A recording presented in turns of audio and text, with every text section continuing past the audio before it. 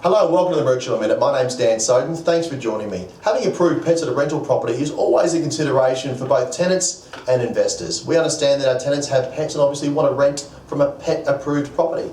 And certainly our investors want happy and suitable tenants, but they also want to mitigate any future risk of loss or damage or maintenance that's caused by having tenants with pets at the property. So certainly the pet application process is in play. Now, we had a very unusual circumstance come to light recently where one of the properties we manage, it was actually for sale at the time, and we had reports from neighbours as well as prospective purchasers that the tenants were actually keeping a pet pig at the property. Now, we identified that the tenants had an application for 2 dogs at the property, but certainly no pet pig. Once we inspected the property, we also acknowledged that the property was deteriorating at a great rate of knots because the pig was both living inside the property and outside the property once again. So certainly the property was not in good shape.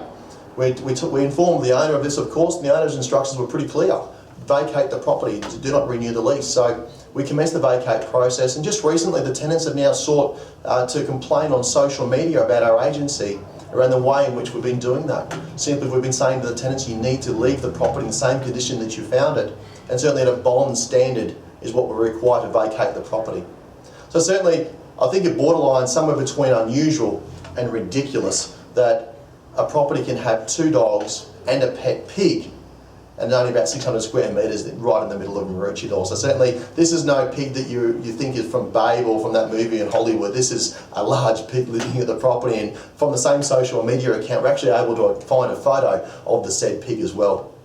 So certainly if you are renting a property and you do have pets, well, make sure you rent the appropriate property. If you have 1 or 2 animals as pets, well, make sure you rent a larger property. And indeed, be upfront and honest with your rental agency because they want to help you find the right property for you.